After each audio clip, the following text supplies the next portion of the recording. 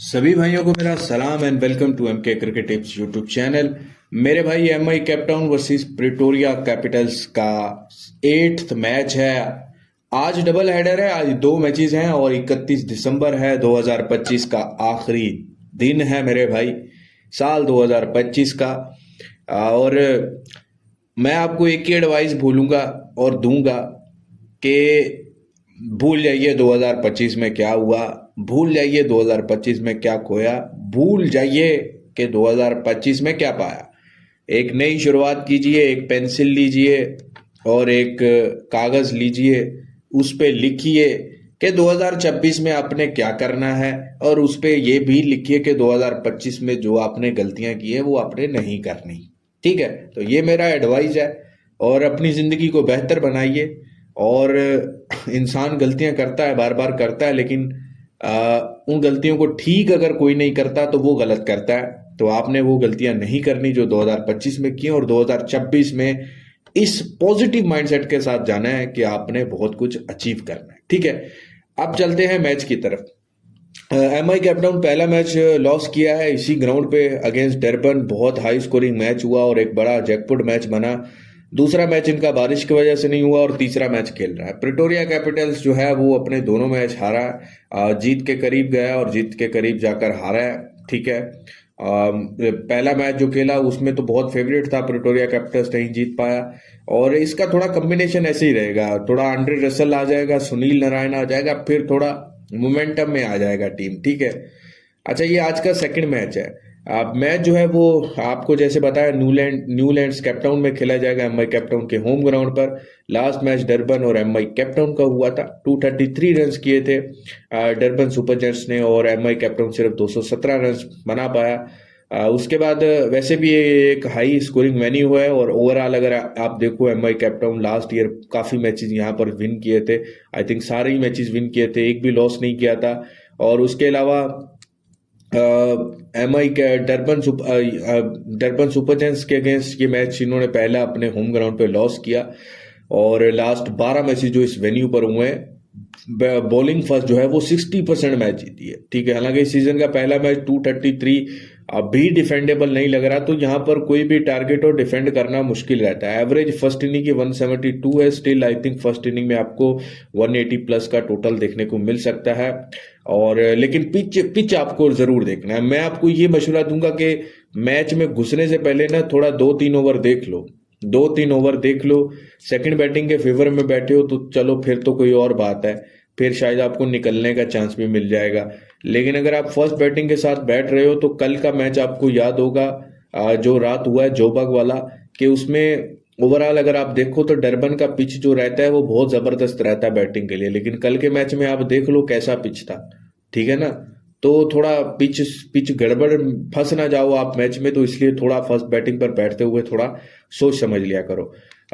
M आई ने last 10 matches जो खेले हैं इस वेन्यू पर 60% विनिंग रेशियो है, 10 में से ऑलमोस्ट 6 मैचेस विन किए हैं। और प्रिटोरिया ने 3 मैचेस खेले हैं और 2 विन किए हैं। ठीक है, अच्छा बैटिंग ट्रैक होगा और हाई स्कोरिंग मैच एक्सपेक्टेड है।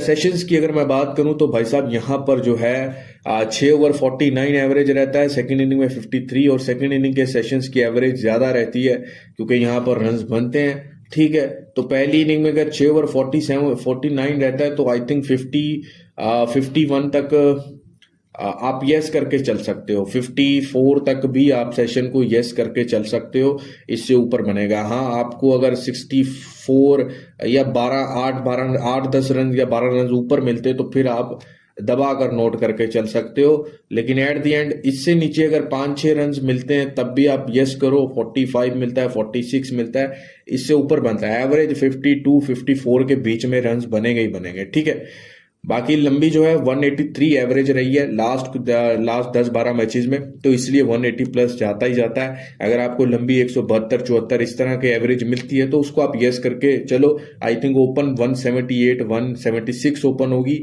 अगर तो प्रिटोरिया बैटिंग पे आता है, और अगर एमआई पहले बैटिंग पर आता है तो ऑलमोस्ट 190 के आसपास ही लंबी इस मैच में ओपन होगी।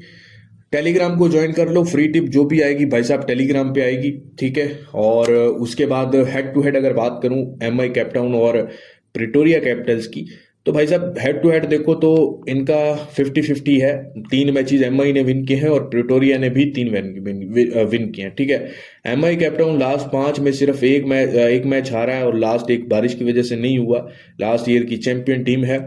लेकिन राशिद खान की कैप्टनसी ऐसी कैप्टनसी है कि आपको याद होगा कि आईपीएल में मतलब ये कैप्टन जब भी बनता है ना किसी साइड का, वो साइड अनएक्सपेक्टेड चीजें करने लग जाती है। लास्ट मैच देख लो 233, मतलब किस तरह से 233 लगा, फिर मैच में कलर रहा। इसी तरह आपको ये याद होगा आईपीएल में Sunrisers Hyderabad sorry Gujarat Titans और कलकत्ता का मैच, रिंकू सिंह के 5 छक्के, उसमें उस मैच में भी राशिद खान ही कैप्टन था। तो ये इसकी कैप्टनसी में अनएक्सपेक्टेड चीजें होंगी, ठीक है ना। तो एमआई कैप्टन के तो ये पूरे सीजन के कैप्टन है, ऐसा नहीं है कि 1-2 मैचेस के। तो भाई साहब आपको एमआई कैप्टन के मैचेस में अनएक्सपेक्टेड चीजें लाजमी नजर आएंगी, इसके लक के साथ ऐसी है, ठीक है। अब प्रिटोरिया की बात करूं तो प्रिटोरिया 4 के 4 लास्ट मैच हारा है और विनिंग मोमेंटम में बिल्कुल भी नहीं है, ठीक है। अच्छा मेरे भाई, एमआई कैप्टन की प्लेइंग 11 की बात करूं तो रेसी वेंडरसन, रियान रिकल्टन। रेसी वेंडरसन इस मैच में रन बनाता हुआ आपको नजर आएगा। रीजा हेंड्रिक्स है, Jason Smith, Nicholas Pooran, Dwaine Pretorius, George Linde, Rashid Khan, Corbin Bosch, Karim Janat को देखो यार, राशिद खान खिला रहा है, मतलब क्या एक्सपेक्ट करें आप इससे। उसके बाद ट्रेंट बोल्ट। बॉलिंग बैटिंग ठीक है, बॉलिंग कुछ खास इतनी है नहीं, इसीलिए 233 रन खाए इस टीम ने। और बैटिंग रेसी वेंडरसन पे आई थिंक मोर डिपेंडेंट करेगी, फिर निकोलस पूरन, फिर रैन रिकल्टन ने 100 किया था। और लास्ट मैच में भी रैन रिकल्टन ने ही रन बनाए थे, अगर रैन रिकल्टन नहीं बनाता तो शायद मैच में इतना एमआई कैप्टन रहता नहीं। तो फिर भी एमआई कैप्टन में से किसी न किसी एक को रैन रिकल्टन जैसी बारी खेलनी पड़ेगी, ठीक है। और एमआई कैप्टन के लिए आसान नहीं होगा कोई भी टोटल डिफेंड करना। प्रिटोरिया कैपिटल्स, विल स्मिथ है, ब्राइस पेस्टन, दोनों ने अच्छा खेला था। फिर शे होप लास्ट मैच में अच्छे एज में नजर आए थे, अच्छी शॉट्स मारी थी लेकिन आउट हो गए थे। इसीलिए जो ये इनके टॉप पे 3-4 बैटर हैं, डिवाल्ड ब्रेसिट, शे होप, विल स्मिथ, ये मैच में आपको रेट जरूर बना कर देंगे। उसके बाद कॉनर हुजिन है, कोई कुछ पसंद नहीं है इसका। शरफेन रदरफोर्ड है, Wihan Lubbe, Codi Yusuf, Keshav Maharaj, Tymal Mills, Lungi Ngidi. Bowling Pretoria Capitals की ठीक ठाक है। नीचे से अगर आप बैटिंग देखो तो शरफेन रदरफोर्ड, व्यान लोबे जो हैं ये की रोल प्ले कर सकते हैं प्रिटोरिया कैपिटल्स में, ठीक है, ये याद रखिएगा, की रोल, ठीक है। और ओपनिंग स्लॉट में देखो तो शे होप और डिवाल्ड ब्रेविस, ये मिडिल ऑर्डर में आकर या ओपनिंग में आकर जो है ना ओपनिंग स्लॉट में रन्स बनाएंगे। और ये रन्स बनाएंगे तो ही प्रिटोरिया को फायदा होगा। और कल के मैच में डिवाल्ड ब्रेविस मुझे लगता है कि बड़ी इनिंग खेल सकता है, ठीक है, प्रिटोरिया कैपिटल्स की तरफ से। बाकी मेरे भाई मैच बढ़िया होगा। मैंने आपको अगेन बोला है प्रिटोरिया कैपिटल्स के लिए आसान नहीं है कोई भी टोटल डिफेंड करना ना रहेगा, अनटिल के बहुत बड़ा टोटल लग जाता है, ठीक है। और बाकी मेरे भाई व्हाट्सएप पे ज्वाइन कर लीजिएगा। बैक टू बैक SA20 हो या ILT20 के क्वालिफायर्स हो या बिग बैश हो, बांग्लादेश लीग हो, सब मैचेस का 90% विनिंग एक्यूरेसी के साथ मैं काम करवा रहा हूं। तो व्हाट्सएप पे आप +195483611157 +918391036115 पे मैसेज कर पेमेंट डिटेल्स आ जाएगा। फीस पे कर आप मेरी VIP मेंबरशिप ज्वाइन कर लेंगे और यहां पर आपको प्रॉपर तरीके से मैच एंट्री और सेशंस का काम कराया जाएगा। चले, अपना बहुत सारा ख्याल रखिएगा। 2025 जा रहा है और 2026 की सभी भाइयों को बहुत बहुत मुबारक हो।